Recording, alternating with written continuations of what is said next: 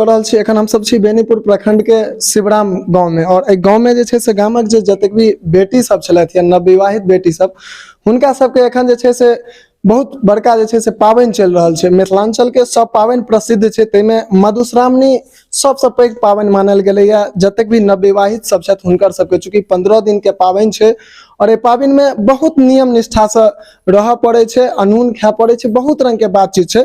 एखन हमरा सबके संग एहिठमा जे छै से एहि गाम के जे बेटी सब छथि ई सब जुड़ल छथि और हिनका सब संग बात करै छी एहि सब विषय पर में।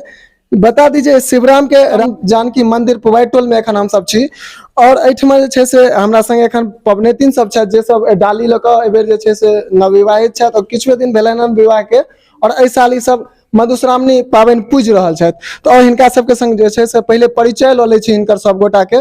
जी अहाँ सबके बहुत बहुत स्वागत है। हम चाहब जे अपन अपन परिचय सब गोटा अपन अपन नाम कहि देतियै। पूजा झा। अहाँ के नाम? कंचन मिश्रा। अहाँ के? ज्योति झा। संतोषी। मिली झा। राधा झा।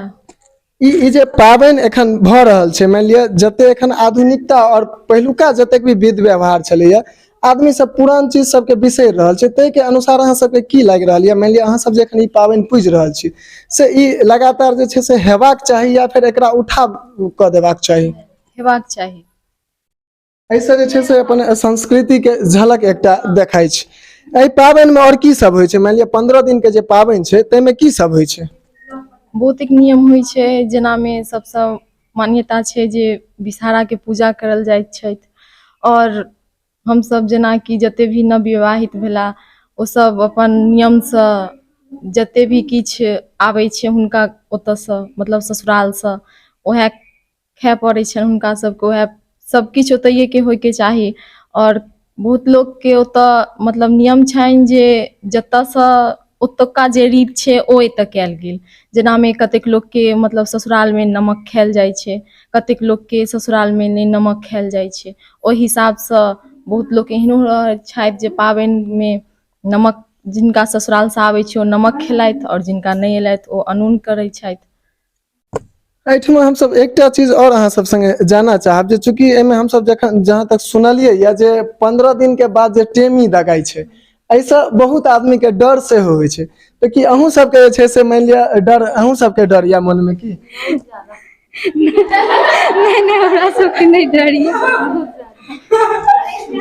ई मानि लिअ ई जे छै से ई प्रथा रहलै हँ, कि ई प्रथा के हटा देबाक चाही या जे एकरो रखबाक चाही? चलते की कहलियै अहाँ? जे पुराना रीत बनि एलै हन ओकरा हटेबाक नहि चाही। भले ही डर लागे लेकिन डर के आगे तऽ जीत छै ना। कनिक डर ओहिके बाद तऽ अच्छा, ई जे मानि लिअ अहाँ सब जे छै से डाला लऽ कऽ, ई जे छै से डाला में एखन फूल एते रंग के सजल छै, ई फूल अहाँ सबके मानि लिअ उपलब्ध भऽ जाइया अहाँके अपना गामे में?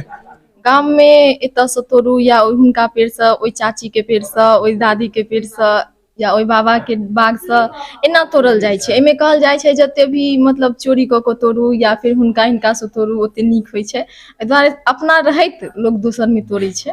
कियाकि ई जे छै से मानि लिअ भिनसर के आदमी जखन भोर होइ छै तकर बाद जे फूल तोड़ै लए जाइ छै, तऽ ताहि समय में, एहि समय में जे छै से मधुश्रावणी के समय में भोर के फूल नहि भेटै छै। तऽ अहाँ सब जे छै से कते बजे मानि लिअ फूल तोड़ै के लेल अहाँ सब जाइ छी?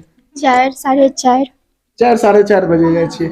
आ तकरा बाद जे छै से मानि लिअ 15 दिन के जे ई पाबनि छै, तऽ अहाँ सब 15 दिन जे छै से एके जगह पूजा करे ले जाइ छियै या अलग अलग जगह पर जाइ छियै? एहिठमा एखन हमसब जे छै से एखन सुनबे केलियै सबटा चीज बात, और ई सब एखन ई पूजा के संगे जे मिथिलांचल में एकटा नियम छै जे पूजा होइ छै तकर गीत अलग से रहै छै। हम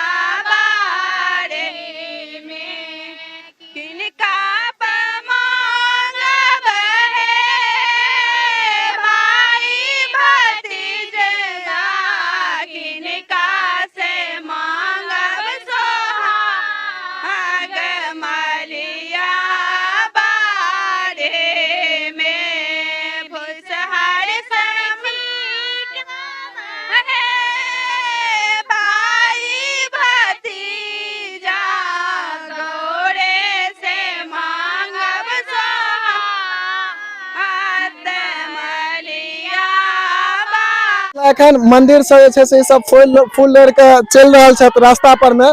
और बता दी जे एखन मिथिलांचल में जतेक भी गली छै ताहिमे जे छै से गाम गाम में गीत नाद से जे छै से एखन पूरा गाम गाम झूमि रहल छै। चूंकि मिथिलांचल के जे पाबनि छै मधुश्रावणी से भऽ रहल छै और मधुश्रावणी में जतेक भी पबनैतिन सब छथि जे रास्ता पर जखन निकलै छथि ई सब तऽ गीत संगीतक संग जे छै से रास्ता पर ओ चलैत रहै छथि।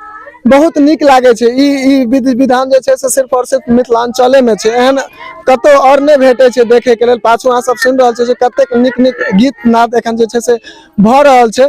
और एकटा छोट छिन अहाँ सब गोटा से निवेदन करब जे वीडियो के अधिक से अधिक शेयर करी, संग संग चैनल के सब्सक्राइब करी। ई एखन हम सब बेनीपुर प्रखंड के शिवराम गांव में छी और शिवराम गांव के जे छै से जतेक भी नवविवाहित बेटी सब छथि से एहिठमा जे छै से फूल डाली लऽ कऽ एखन मंदिर से जे छै से अपन डाली के सजा कऽ चलत ही अपना घर के लेल। ई कतेक सुंदर लागि रहल छै दृश्य पाछू में से हम अपन सहभागी से कहबै जे अहाँ सबके जे छै से लगातार देखाबैत रहत।